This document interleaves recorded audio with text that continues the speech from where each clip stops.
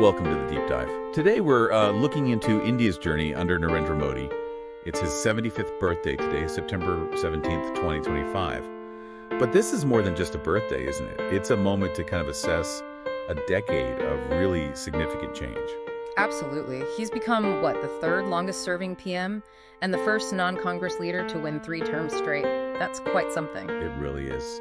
And our goal today is to unpack that, looking at the sources you've gathered on his vision and, well, the impact it's had. Yeah, and the story itself is compelling. From, very humble beginnings, selling tea, to leading the world's largest democracy.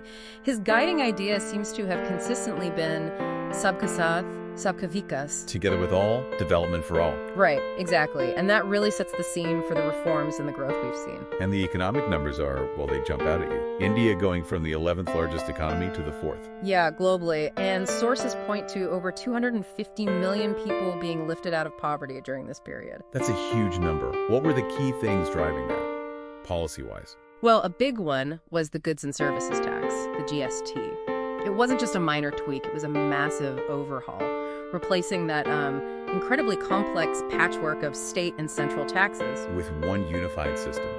Sounds straightforward, but I imagine the rollout was tricky. Oh, definitely complex initially. But the aim was clear. Streamline commerce, create a proper single national market. And alongside that, you had things like Make in India and Startup India. Right. Boosting manufacturing and, well, new businesses. Precisely. Trying to build that domestic capacity and fostering entrepreneurship. And India did become the world's 3rd largest startup hub.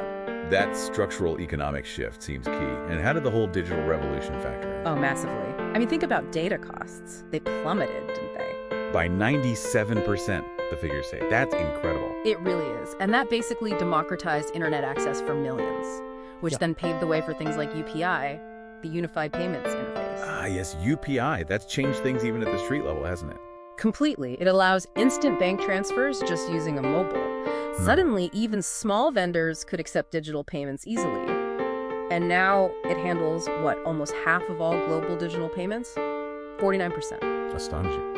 Okay, let's shift from the economy to the social side. The focus on Antyodaya, helping the last person in line. What programs really stand out there? Well, Ayushman Bharat is definitely one. Sources call it the world's biggest government healthcare scheme. Providing that $500,000 coverage. Exactly. For over 500 million people, the scale is just immense. It's meant as a safety net for major health issues. And then there's the PM Ujjwala Yojana. That's the one providing LPG connections. Right, the cooking gas. Targeted at women, wasn't it? Yes, the 120 million connections delivered. The idea was to get rid of those unhealthy smoke-filled kitchens, especially in rural areas. So it hits health, women's empowerment. It addresses multiple issues at once. Okay. And then there's the infrastructure build-out. That seems to have been another major priority. Huge push there. An extra 100,000 kilometers of national highways is added. Rail electrification up to 93%. Airports basically doubled to over 150. So it's not just roads, it's about connecting the country more effectively. Exactly. Better logistics, lower costs for moving goods, connecting people, opening up regions. It's all foundational for that Viksit Bharat developed India vision. Right, enabling the economic activity we talked about. And what about science and tech? Some very visible achievements there. Definitely. Chandrayaan-3 landing on the moon's south pole in 2023. That was a huge moment. Historic, yeah. And then just this year, 2025, unveiling Vikram 32. India's first fully homegrown semiconductor chip. Yeah, a big step towards, self-reliance in a really critical global industry. And on the world stage, too, hosting the G20 in 2023, leading the International Solar Alliance. It shows a growing confidence and influence. Taking a more active leadership role.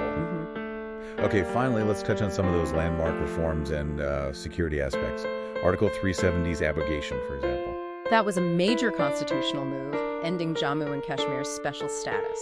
The government framed it as necessary for full integration. Contentious, certainly, but it fundamentally changed the region's legal setup. And Operation Sindoor in May 2025. That signaled a shift in counterterrorism. It seems so. Sources describe it as a response to an attack, but crucially a non-escalatory one, using advanced indigenous defense tech for a precision strike. The idea was neutralizing the threat without triggering a wider conflict. So demonstrating capability, but also restraint. Kind of a calibrated show of force, highlighting deterrence through tech and strategy rather than just massive retaliation. Interesting. So bringing this all together, Modi turned 75. There are over 26 international honors. recognizing his impact. It's clearly been a period of intense transformation for India. The question for you, listening, is this. As India keeps accelerating across so many different areas, space, welfare, defense, infrastructure, how might this particular model of development start influencing other nations, especially in the global south? And what could that mean for the global balance of power as we move further into the 21st century? Something to think about.